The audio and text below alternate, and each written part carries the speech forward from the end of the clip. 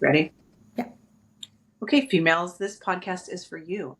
If you've ever felt like you struggle with confidence and a vision for your professional growth, maybe find yourself starting and stopping your business because you don't know how to stay on task and don't have a plan, raising my hand because that is totally me. I am all over the place. I could definitely write this about myself. We have Shawna Caderette. I say Caderette. Caderette.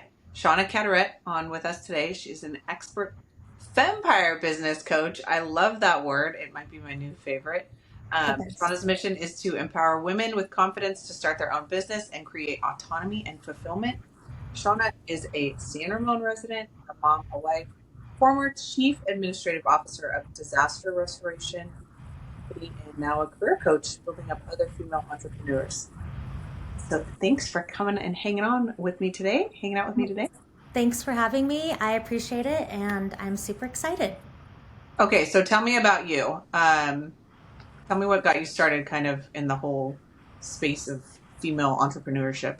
Okay, absolutely. So, I have spent 24 years in disaster restoration, fire, water, sewage cleanup, all those sorts of things. I actually have a background, my BA is in psychology. And the business, I had been working in the business through college and then decided to stay in the business. It's actually used to be my family's business. So I was kind of raised in it, if you will. And did it for a long time, very demanding, right? It's, you would understand, right? Being, a first responder family. And the company was smaller when I started, and I helped it grow from about 15 employees to over 200 and 6 different offices in multiple states. So very demanding. I had my boys when I was 24 and 27. I was very career driven as a woman. And so my career, I loved being a mom, but my career was extremely important to me. So being in disaster restoration, you never know when something's going to happen. And there's many times living in San Ramon, but working in Concord or Sacramento or whatever office I was going to, that I missed out on some of the, fun class things. I'd always donate, but I couldn't always participate, those sorts of things. The business became more and more demanding as we started to grow. And in 2021, my husband and I would talk back and forth about maybe one of us should leave the industry, right? We're both living it every day, day in and day out. And in 2021, I was getting ready to turn 40, and something inside was just like, I just can't do this anymore, right? I'm super unhappy. I'm not the best version of myself, which I don't want to not to at least strive to be the best, right? We're never going to be a perfect, but I wasn't the best version of myself. I was super unhappy and I was missing out. Even my boys were getting older, I still wasn't home after school and some of those things. So I made the decision to, and I love training and coaching. One of my favorite things in my past life was developing teams, mentoring, training, leading, and I like to solve problems. Kind of that comes with the disaster restoration background. You're always flying by the seat of your pants and have to be able to roll with the punches. And so I actually like that. I like solving problems. So it kind of got to the point where it was like, it was time. And my husband and I decided it was best for me because of my boys to be the one that left the business. So I did. It took a lot of energy and tears, and a lot of emotion went into making that decision. And a lot of emotion went into telling everyone at work and coming up with an exit strategy and all those sorts of things. So, I stopped working in the office, I had an exit strategy, and then I get to be home, which is kind of an eye opener. You're used to going to the office every day and being so busy, and summer was hitting, and it was like, oh, I want to go do this. Oh, football this, oh, that. And I was like, whoa, I'm usually at work. And my mom usually would be the one like helping run them around. It was an eye-opening experience. It wasn't easy at first. I'm going to be completely honest because it wasn't what I was used to, right? When you're used to doing home things at home and work things at work, it was a little overwhelming. But that happens with change. So I left. I've been doing some consulting in the business, my old business plus other restoration companies. And then I was kind of at a point where I'm like, okay, what can I do with the skills that I have? How can I help? And our industry was changing also, where there was more women in business, right? Mm-hmm. In the business, very male dominated when I first started, still is, but a lot more females were coming through. And so I really enjoyed also at work training the women and empowering them to be part of this more masculine driven industry. So Mm-hmm.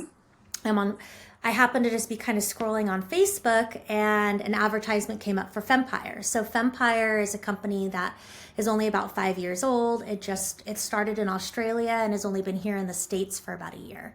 So I kind of started researching them, started looking into it, and they have a curriculum where you can become a certified coach with them, but it's your own business and your own practice. So you have to be vetted. You go through this process, and I worked. Her name's Marnie Lefebvre. She's the one that started it.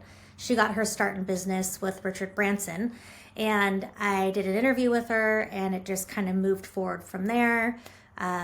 Decided it was something I felt it was near and dear to my heart. Especially I remember telling my dad it was something I was looking into. He's like, oh my gosh, it can't be any more perfect for you, right? You still get to use your business background and your business skills, and you get to help empower other women who may be feeling the way that you are feeling, and or have gone through a journey or going through a journey such as your own. So, and that landed me where I am today.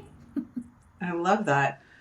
So at the Fempire, tell us about like what your vision is. What do you think you can really like achieve helping other females kind of become their own boss? Yeah, become your own boss.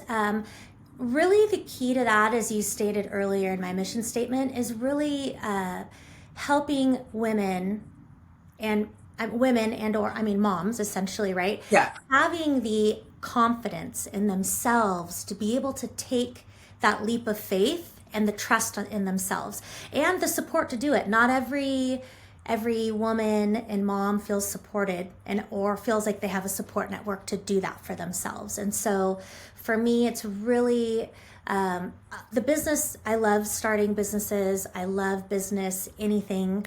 But besides that, it's really more so helping women find their path, which then becomes confidence seeking for them, and helping them with building the confidence and being a support for that person to either start their own business, grow an existing business. You know, sometimes people might start something, but they're struggling with it, or it's not maybe working well, or there's certain little pieces of it that they need help with.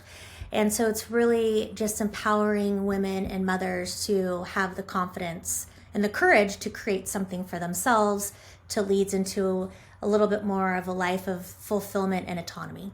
Yeah, I definitely can relate to being all over the place and maybe not like narrowing, not having a narrowed focus, which I think would maybe help me not feel so all over the place all of the time, if you would. So what advice would you give to somebody that would like to narrow their focus down a little bit? What is the kind of components that we should be looking for to kind of guide us? That's a good question. One, I think actually if somebody's not sure, a coach is huge, right? Yep. In different capacities, whether it's you're going to go all in, you're going to spend hours of your time on it, or you have limited time, but then, like a program is tailored to what someone needs. But in terms of advice, I think I am very big in time blocking. So time management is huge, right? So if somebody's all over, brain dump, okay? One of the worst things that happens to me is when I have too much on the brain, like when travel's coming up or holidays or sports or all these things are going on, as is for me right now, brain dumping, and get it out of your brain. Because if you're waking up in the middle of the night and those things are keeping you awake, you got to get it out of your head, right? So writing it down, even if it's not neat and orderly, but at least getting it on paper, or if people are more electronically driven, like on your iPad or computer, and just brain dump. Whether it's ideas that you have, whether it's tasks you need to get done, get it out of your head, get it written down, and then revisit that information and try to organize it. Whether, again, to-do lists are huge. When I have too much going on, I got to write it down. Whether it takes me a month to check it all off or I check it off all that day. Mm-hmm. And it also feels good, right? When you check a box, like that, there's a lot of gratification and a checklist and checking that box that you got it done. And then you get to celebrate like that small win, right? Yeah. And then also trying to take, let's say it's business oriented, taking everything you've brain dumped and try to put it into buckets really that are, whether it's like business ideas or marketing ideas, or you need to hire people, so you're looking at organizational charts or whatever it is that you need, like what's the next position I might need to hire for, what can I get rid of that is more of a waste of my time, and like outsource it so you have more time to focus on the bigger things, and just try to, and time blocking. Love time blocking. Okay, this thing, distracting always, right? And Yeah. you find yourself getting sucked in sometimes, and before you know it, you've been, now I'm not knocking scrolling. We all need a little scrolling at night, funny reels, laugh, connect with people, whatnot, but it could easily suck you in. And so time blocking and knowing, okay, today I'm going to drop kids off or whatever it might be, I'm spending 2 hours of dedicated time on this one thing, and I'm not looking at my phone, right? Put it on silent if you can't, not, if it goes off, not look at it, and put it aside and really time block. And when you can truly focus on something for 30 minutes, 45 minutes, an hour and a half, you'll get so much more done. Yeah. Yeah. I can concur. Yes. I love brain dumping. I'm huge on it. And I use that D&D like nobody's business, especially Yes. when I'm trying to focus. So what do you think kind of holds females back from really pursuing their dreams of running their own business? Confidence, I think, is the biggest one. The confidence in themselves is really what it boils down to, and the courage, right? Like my, if you go to my site, right, my tagline, if you will, is courage to create, because it takes a lot of courage and confidence to create something for yourself. Those to me are the two biggest things. Another big one is support system, right? I don't, as moms, you have conversations with moms at school or whatnot, and sometimes I'll pick up on cues of them saying like, oh, I don't think my husband would like that, or I don't think my, and I'm just not recalling a specific incident, but you hear it, right? Or you'll read about it, and it's like, they don't have the family support mechanism. And when you don't have that type of support, especially from your significant other or someone very important to you in your life, like parents or whatnot, that also will detract from that confidence, right? And so not having that support system. And then I think sometimes a lot of it is guilt, right? We feel guilty if we're not putting everybody else before us, which, don't get me wrong, okay, I come last in my house a lot, but I've also learned to offset that with doing things for myself that also then don't build resentment. I mean, over time, if you're really not taking care of yourself, sometimes a resentment piece comes in where it's going to create, that internal resentment where you're upset for not getting the own time, not having time to spend on yourself, but then not allowing yourself to take that time as well. It's like a double-edged sword. So I think guilt sometimes comes into it as well, that it's going to take away from me being a mom or a partner. Oh yeah, absolutely. I completely agree with you. So if somebody were to work with you, what would they expect? What should they expect from you?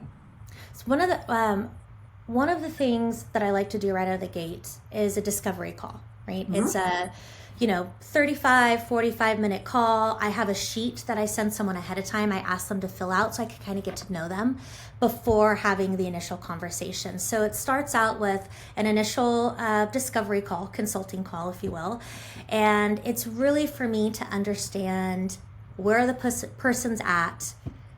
What do they see for themselves? What is their vision, or what do they want of their future? Or maybe they don't know yet, right?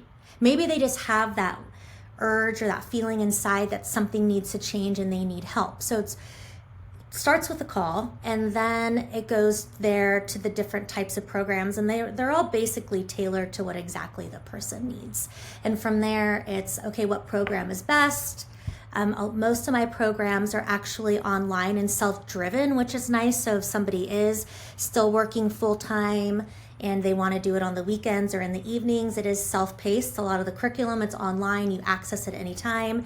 And then I am essentially the business coach for the person, meeting with them about every other week or once a month or whatever we decide the program's going to look like, and me helping them through that program, whatever that is. Discovering first, I have a whole discovery program. I've done all the curriculum myself as well. I went through it to get certified. And one of a shorter program is a discovery program where someone's not even sure what they need or what they want. And so they can go through that, right? I'll do a discovery call with them first. It's a discovery program. And then anytime someone does the discovery program, I meet with them again after to say, okay, how do you feel? What are you thinking? What's next? And let's come up with the next program that you need. So it depends on essentially the needs of the client. And you offer one-on-one coaching, group coaching, and also consulting, right? Yes. Yep. One-on-one. So consulting would be somebody wants me to come in and help, and me physically help them with the business, whether it's writing policies and procedures or operational efficiencies or anything like that. Coaching would be somebody is doing it themselves and I'm helping them through the process.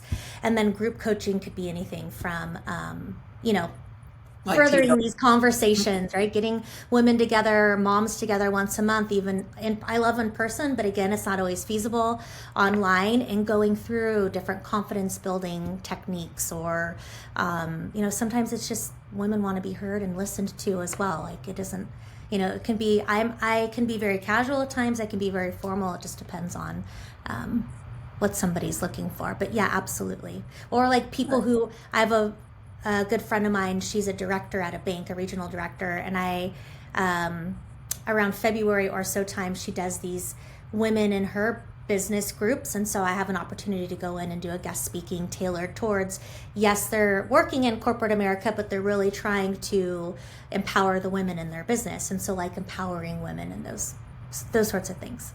I love it. And you have a website, shawnacaderette.com. Yep. And then you also are on Instagram. Yes. Yep. So I decided to use myself, right? So instead of creating a whole separate business, it's me, it's my name on Instagram, Shawna.Caderette. My website's shawnacaderette.com. You get information about me, my background, and then there's some information in there about how to connect with me if you're looking to do a consult or connect. Awesome. Well, thank you for hanging out with us. Any last thoughts? Just whoever's out there listening to this, if you have an idea, right, the world needs our gifts and we're all individuals. And each of us has a different gift to give than the other person. So if somebody thinks that it's already been done or they, don't want to be like everybody else, well, you're not, you're you, right? Take the chance on yourself. Find the confidence. If not, I'll help you. But really just, we have one life to live. Enjoy it and do something that's fulfilling and works for you. I love it. All right, Shawna, thank you so much. Okay, thank you. It was nice to meet you. Thanks for having me. Nice to meet you too.